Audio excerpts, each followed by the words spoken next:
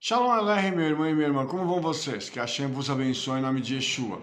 Hoje vamos falar sobre a Parashá Vayetze, que vai de Gênesis 28:10 até 32:3.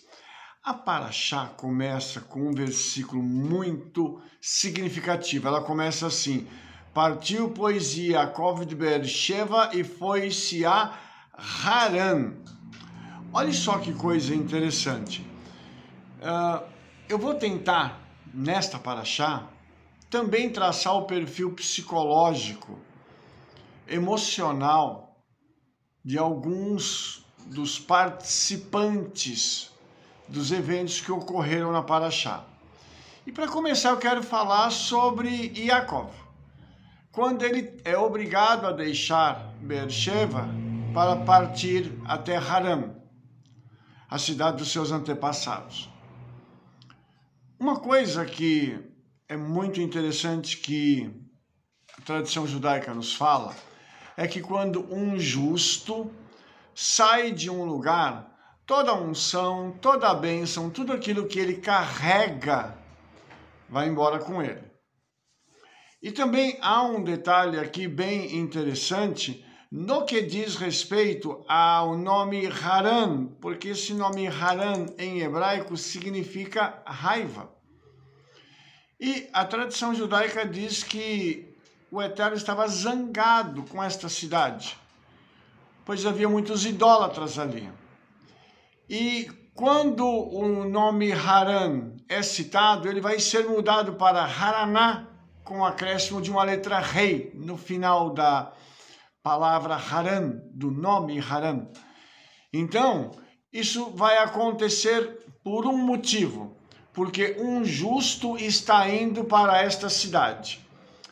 Assim como uma cidade perde quando um justo se muda ou quando morre, a cidade que o recebe é beneficiada.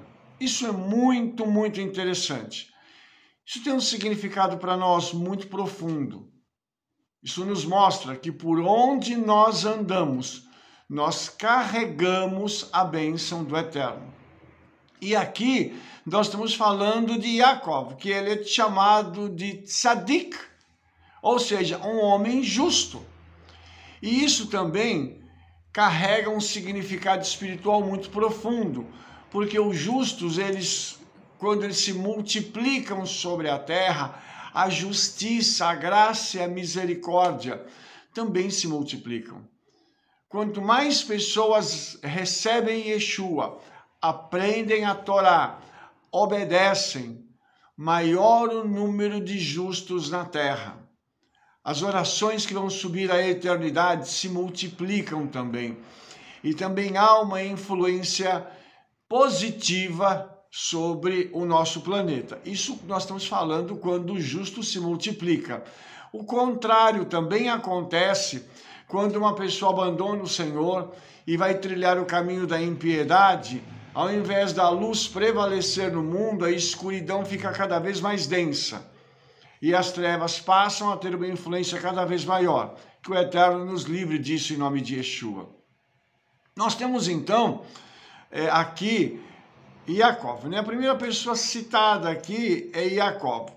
Quando ele está indo para Harã, deixando Beersheva, nós temos o perfil de Yaakov. Qual é?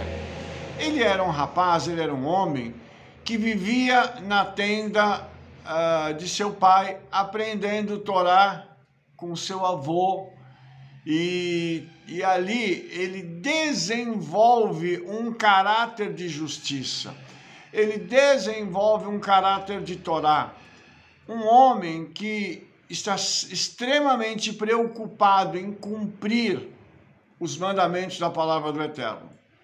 Haja visto que o seu irmão, quando age mal, na Parashá passada, quando Abraham morre, e ele acaba indo caçar ao invés de ficar para consolar sua família, e na volta Yaakov compra sua primogenitura, mostra bem quem é Esav. A preocupação de Esav é com o material, a preocupação de Yaakov é com o espiritual. E agora Yaakov vai para uma cidade onde tem bastante idolatria. Ou seja, ele também está indo com a missão de viver Torá ali naquela cidade e poder trazer uma influência boa para dentro da família dele, família da mãe dele, ok? Então tudo isso é o pano de fundo daquilo que nós vamos ver nessa paraxá. Nós estamos vendo um homem justo deixando a casa de seu pai, indo para a casa dos seus parentes, para ali recomeçar a sua vida, porque ele vai sem nada. Ele não vai com riquezas.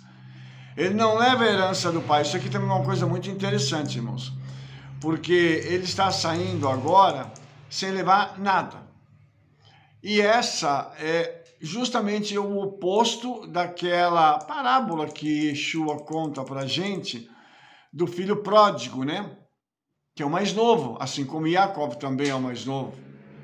E aí tem uma coisa interessante, porque o pródigo, ele pede, ele exige que a sua herança lhe seja dada, mesmo que seu pai não tenha morrido.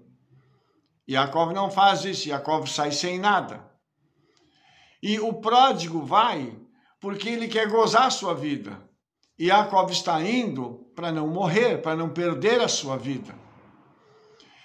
Esse pródigo, que é o gastador, ele acaba se perdendo ali e gasta tudo e acaba se tornando escravo e volta para a casa do pai humilhado, sem nada.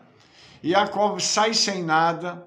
O Senhor o abençoa porque ele está vivendo um caráter de justiça plena. Ele é enganado, mas o Senhor reverte tudo isso e faz com que ele volte rico para casa. Você percebe que os paralelos aqui, eles existem, mas eles estão num padrão de antagonismo, ou seja, o que acontece com um que é justo não acontece com o outro que sai para se divertir, porque ele quer viver a sua vida. Então nós temos aqui um homem que tem, vou usar um termo para nós entendermos, ele tem a cabeça no lugar. Ele não está indo ali por diversão. Então ele sai com outro objetivo. Ele não sai para curtir a vida. Aí eu quero ver como é que é o mundo. Ele não sai para isso. Ele está saindo com outro objetivo completamente diferente. E no caminho, irmãos, ele para num lugar para poder descansar, né? E uma coisa interessante, que lá no verso 11 do capítulo 28 de Gênesis diz assim: e chegou a um lugar onde passou a noite, porque já o sol era posto. E tomou uma das pedras daquele lugar e a pôs em sua cabeceira e deitou-se naquele lugar. É interessante aqui nesse verso, o termo lugar aparece 3 vezes. Isso para nós também é bastante significativo, porque aqui aparece, né, a palavra makon ou hamakon, o lugar. E dentro da tradição rabínica, esse termo hamakon, ele está ligado com o eterno. Então, isso significa que quando Yaakov para naquele lugar, ele está parando num local sagrado, onde o Eterno já está presente. E vai também se apresentar a ele naquele lugar. Então perceba que ele é direcionado pelo Eterno para estar em algum local onde também há um portal para a eternidade. E a gente vai ver isso também. E por que acontece isso? Porque o justo, ele não é guiado pelas trevas, ele é guiado pela luz.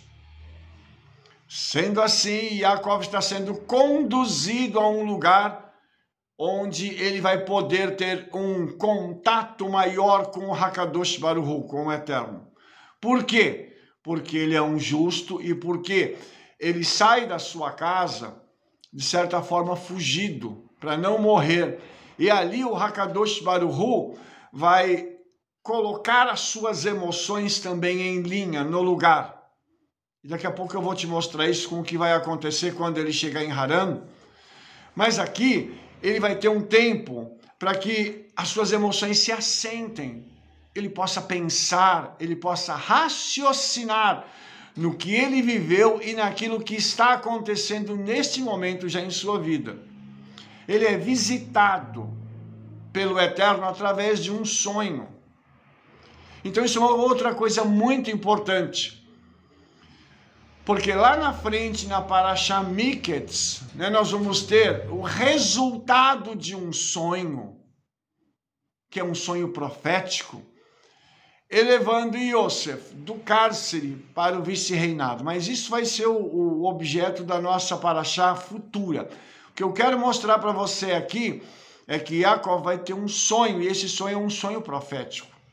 Então, a gente vai vendo que quando ele sonha nesse lugar, há uma coisa muito interessante, porque como o lugar, a palavra Makon aparece 3 vezes, ela se refere então ao Beit HaMikdash, ao templo, que seria construído lá 3 vezes, né? E se refere ao Beit HaMikdash, a Jerusalém, e ao local de sacrifícios, onde a presença do Eterno estaria ali. Então isso também é muito significativo para nós, entendermos que quando Yaakov vai para um lugar, ele vai guiado pelo Senhor. Quando nós levamos a nossa vida a sério e em oração, o Senhor nos guia ao lugar para onde Ele quer que nós vamos, ao lugar onde está a presença dEle, ao lugar onde Ele vai falar conosco, a um lugar onde há um portal aberto na eternidade para que essa comunicação possa ocorrer. Pare para pensar nisso. Nós precisamos viver uma vida de oração. Nós precisamos viver uma vida de renúncia, na qual nós vamos dizer ao Senhor: toma o controle e faz aquilo que apraz ao Senhor. Nós não podemos viver a nossa vida de qualquer forma. E ali, quando Yaakov adormece, ele tem um sonho, ele vê os anjos subindo e descendo, e nós já falamos sobre isso numa parashá passada. E eu não gostaria de me deter mais nisso, porque você pode assistir os nossos vídeos anteriores da parashá. Uma coisa que é bem interessante aqui é que uma das coisas que é dita naquele momento para Yaakov é que a terra em que ele está dando a ele e aos seus descendentes. Essa promessa tinha sido feita a Abraham, essa promessa tinha sido feita a Isaac, agora ela é confirmada a Yaakov. Ou seja, os nossos 3 patriarcas receberam a mesma promessa. Isso também é muito significativo, porque Yaakov, ele vai ser o progenitor direto das 12 tribos. Então, em Yaakov, nós vamos ter uma outra coisa. O Eterno olha para esse homem e enxerga nele algo que ele pode trazer à existência as 12 tribos de Israel. Por quê? Porque ele já vem se preocupando com as coisas do Senhor juntamente com os patriarcas.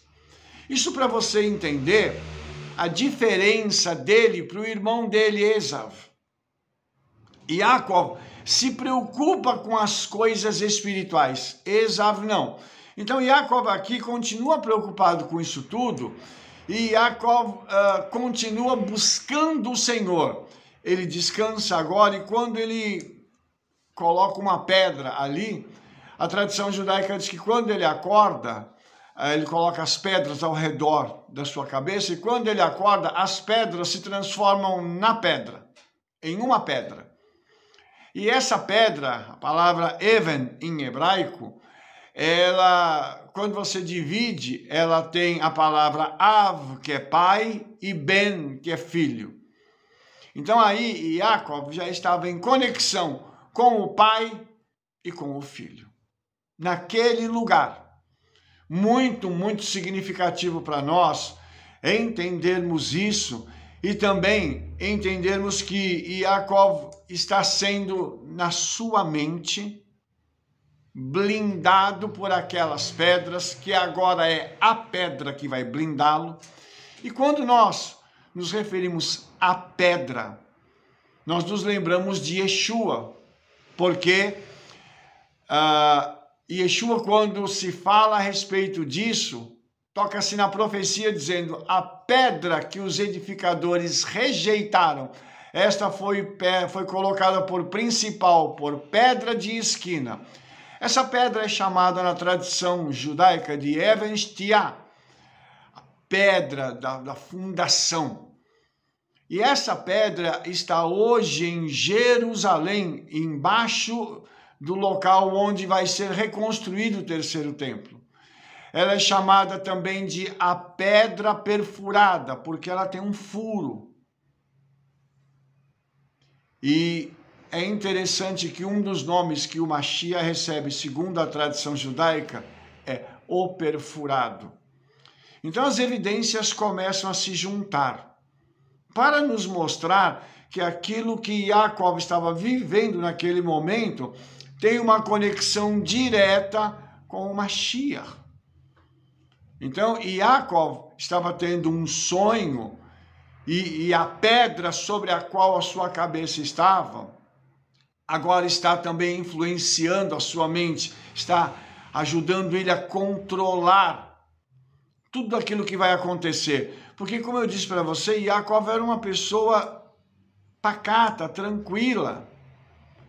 E quando ele chega finalmente a Harã, ele se depara com uma coisa interessante. Ele pergunta para as pessoas que estão ali junto a um poço, tá? Sobre a família dele. Se eles conheciam a família de Lavan, seus antepassados, e alguém disse assim: olha, Raquel está chegando ali com o rebanho do pai. E está todo mundo esperando para remover a pedra que está sobre o poço para dar água para os rebanhos. E o Midrash conta uma coisa muito interessante, que Yaakov, apesar de ser um homem criado dentro da yeshiva, ele não é um homem do campo, aquela pessoa forte, poderosa, como seu irmão é. Mas aqui ele adquire uma força tão grande que ele sozinho remove a pedra, e a justiça dele é tão grande, ele quando se encontra com Raquel, a água do poço sobe sozinha, isso segundo o Midrash. Então os rebanhos são dessedentados e ela começa a transbordar ali, e novos vegetais e gramíneas nascem ao redor. E as pessoas, quando veem aquilo, dizem assim: opa, esse homem é um homem diferenciado que chegou entre nós. O que eu quero mostrar para você é que o Midrash está nos contando que quando Jacó e Raquel se juntam, se encontram, há uma manifestação física de algo espiritual que está acontecendo. São almas gêmeas que estão se encontrando. E nesse momento, até a própria natureza testifica que os dois são tzadikim, são dois justos se encontrando. Isso também é uma coisa muito interessante, porque Raquel é a segunda filha, é a mais nova, assim como Yaakov. Olha só que coisa fantástica essa que a Parashá nos mostra. Aí nós vamos ver que Raquel também é uma mulher justa. E quando ela se encontra com Yaakov, há uma completude de almas. Isso é muito, muito interessante. E aí o Midrash fala uma coisa que para nós é um pouco triste, né? Que ele conta o motivo pelo qual Yaakov beijou-a e chorou. Você sabe, obviamente, que Yaakov era um profeta. Depois nós vamos ver isso na última parashá de Bereshit, quando ele profetiza sobre os seus 12 filhos e determina cria, traz à existência de forma profética aquilo que aconteceria com as 12 tribos de Israel. Quando ele encontra com Raquel, o Midrash diz que ele vê a morte de Raquel. Ele sabe que eles não vão ficar juntos por muito tempo. Então ele chora ali, mas ele também vê que eles haveriam de ficar juntos no mundo vindouro. E isso também é uma coisa muito linda, porque vai mostrando para a gente que as pessoas que andam conosco, que vão ter uma profunda comunhão conosco, têm algo em comum: a justiça do Eterno, ou seja, somos todos servos do Eterno. Por isso, Shaul diz que nós não devemos nos colocar em julgo desigual com os incrédulos. Você que é solteiro, não se case com uma mulher que não é crente em Yeshua. Você, minha irmã, que é solteira, não case com um homem que não crê em Yeshua. E se colocar sob julgo desigual, como que vão ter acordo se... Você entendeu? Não crê. E os justos, quando eles se encontram, eles passam a partilhar, não é só da mesma essência, eles passam a partilhar de projetos juntos. Eles vão orar juntos, vão jejuar juntos, eles vão profetizar juntos a mesma coisa. Mas quando não há acordo e o julgo é desigual, o justo vai querer uma coisa e a outra pessoa vai querer algo diferente. Por isso é muito importante que nós possamos entender essa paraxá. Tem aqui o encontro da alma gêmea, e quando Raquel volta para casa, conta para o pai o que aconteceu, Lavan entende então que está chegando um homem de Deus na cidade, porque a cidade já recebeu os sinais de que aquele homem está ali. E agora ele vai para a casa de Lavan, e ali na casa de Lavan entende também que ele veio sem nada. Ele não veio trazendo tesouros, ele não vem com a herança do pai. Não. Ele entende então que ele vai receber alguém na sua casa que não tem nada. E ele fica com o Yaakov ali durante um mês e pergunta: qual é o teu salário? Você não vai trabalhar para mim de graça. Fica parecendo que isso é algo assim, puxa, que homem bacana, ele está perguntando quanto ele quer ganhar. Mas na realidade, irmãos, ele sabe, ele entendeu depois de um mês quem é Yaakov.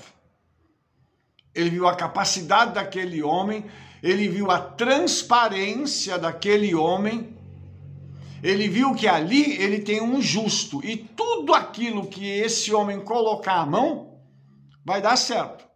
Isso depois vai ser replicado com um dos filhos de Yaakov chamado Yosef, alvo de uma outra paraxá.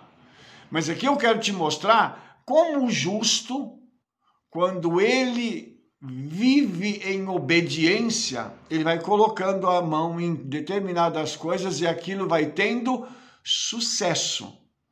Você acha que Lavan não viu isso? Naqueles 30 dias que ele ficou ali, mexendo nas coisas para ele, fazendo uma coisa, fazendo outra. Veja. E aí ele pergunta: o que você quer para trabalhar comigo? E aí, Yaakov já diz: eu quero trabalhar para você durante 7 anos e você me dá a tua filha mais nova, Raquel. Por que que ele quer Raquel? Porque é a alma gêmea dele. Entenda isso.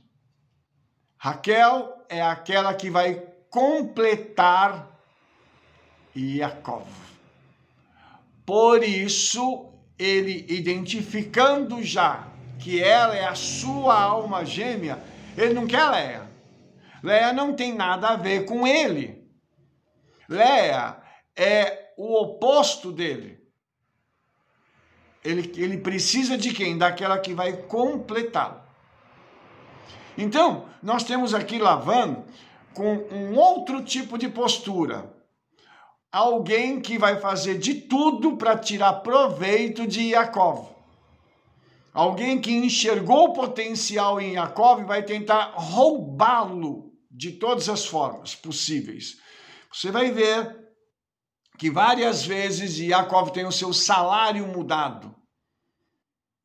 Para quê? Para Lavan tentar levar vantagem sobre Yaakov. O tempo todo ele quer fazer isso.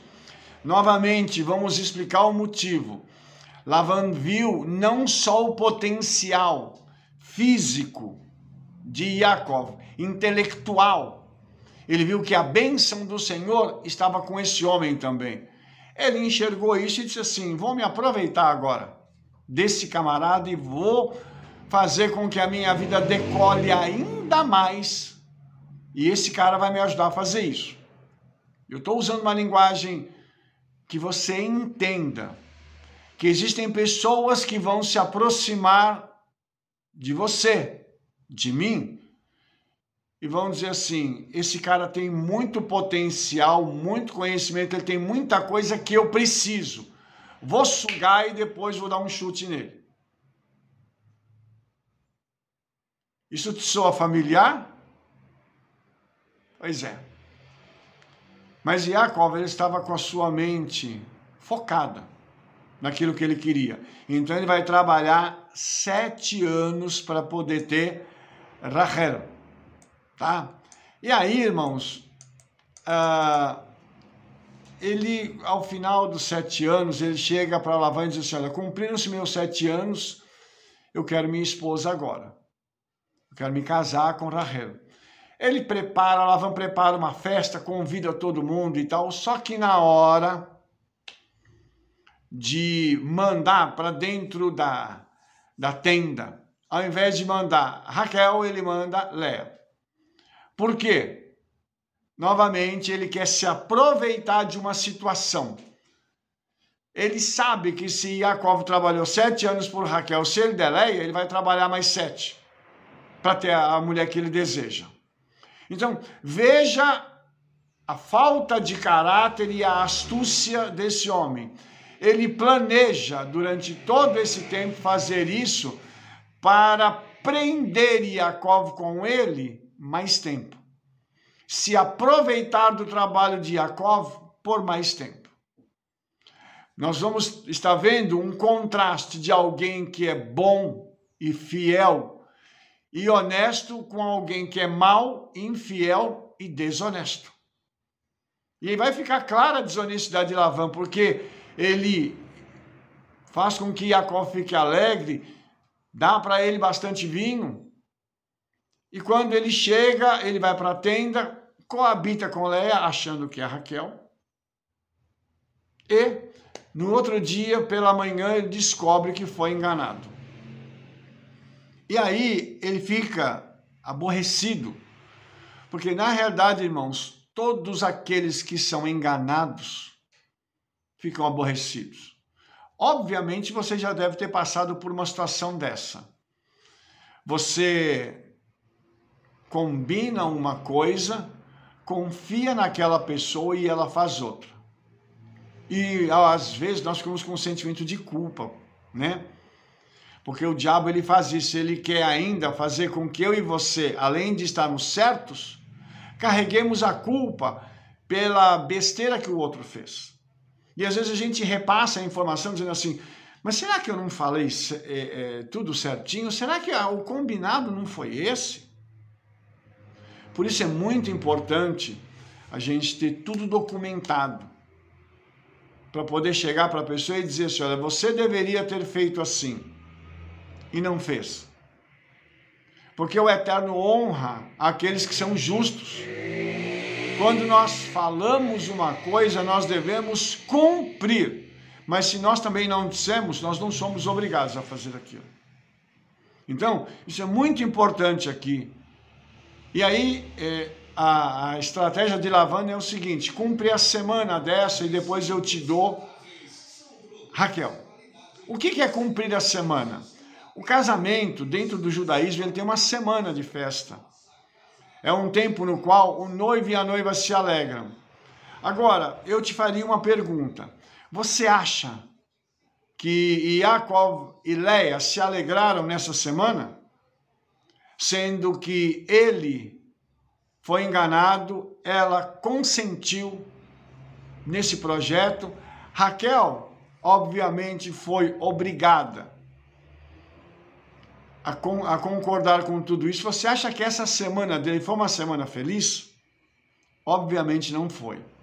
E isso depois vai ficar mais claro ainda quando esse casamento vai se desenvolver, porque depois Raquel é dada, aí Jacó fica com Raquel, se alegra com ela, aí sim ele tem aquela alegria de ter a mulher que ele ama, de poder estar com ela e tudo. E aí a Torá diz que Leia era desprezada. E a gente entende por que ela foi desprezada. Porque ela participou de um plano para enganar Yaakov.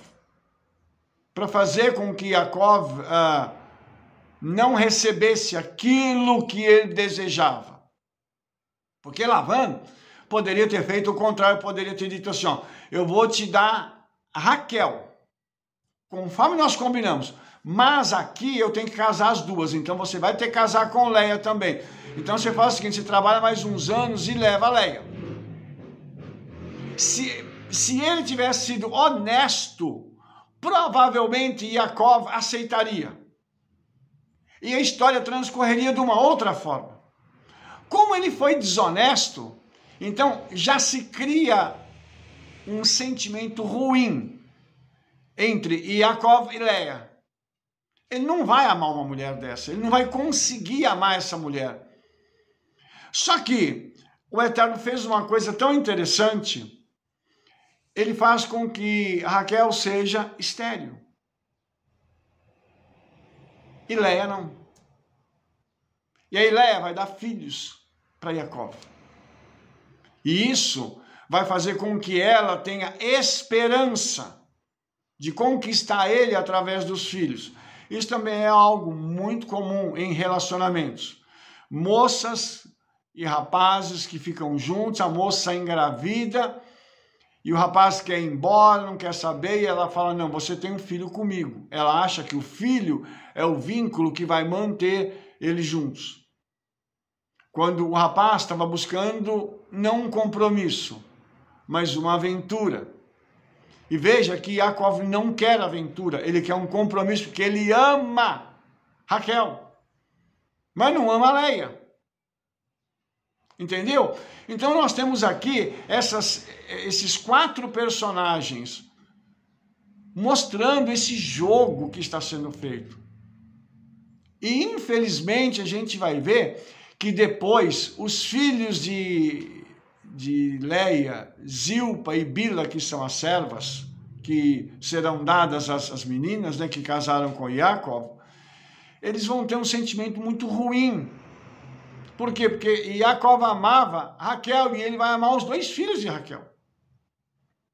Muito mais que os demais. Isso é uma coisa óbvia. Por quê? Porque o relacionamento com as outras mulheres começou de forma errada. Tudo que começa errado, irmãos, não tem como dar certo. Então, analisando esse perfil, esses filhos vão ser o espelho das suas mães, que vão tentar fazer de tudo para mostrar para Yaakov que elas são importantes, que elas merecem ser amadas. Só que a gente não divide amor, ainda mais de mulher. Esposa, a gente não... Quando a gente ama a esposa que a gente tem, não dá para olhar para outra mulher. Você está entendendo isso? Então, a gente vai ver que essas mulheres que queriam a atenção e o amor de Jacob, elas vão fazer isso através dos filhos. E elas vão tentar de todas as formas conquistar o amor dele. E não vai dar certo. Você vê pela Parashá que isso não dá certo. Elas colocam até o nome dos filhos relacionados com isso, mas de novo, não dá certo. E qual é o resultado disso? Os filhos, no futuro, vão lutar contra o filho preferido de Jacob, que é Yosef. E aí a história vai tomar um outro rumo. Porque você vai ver que esses filhos que vão nascer a Jacob, eles vão precisar ser trabalhados, moldados, porque eles são inicialmente influenciados por estas mulheres que querem a atenção e o amor de Jacob, mas eles só têm olhos e atenção para Raquel. E esses filhos vão ser criados neste clima de incerteza, de busca, de competição, em que as três competem com Raquel pelo amor de Jacob.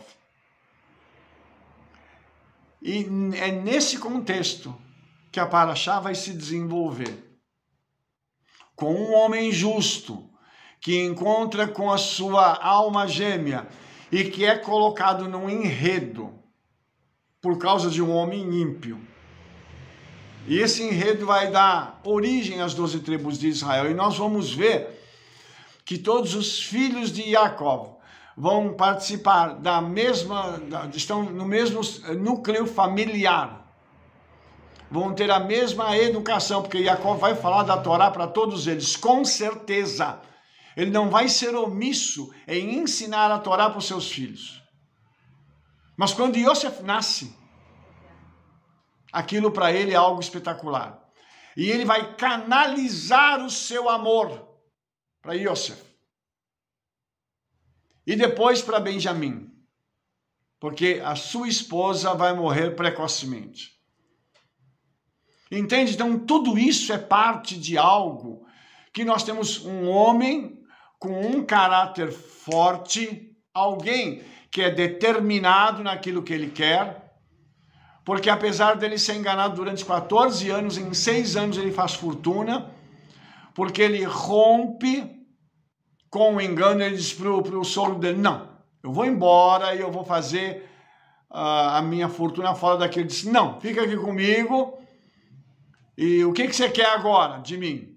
E Yosef então começa a determinar o que o rebanho pode dar para ele. E o que é mais interessante é que quando ele firma, ele diz assim, eu vou fazer isso e vou ser justo. Vou ser fiel ao Eterno.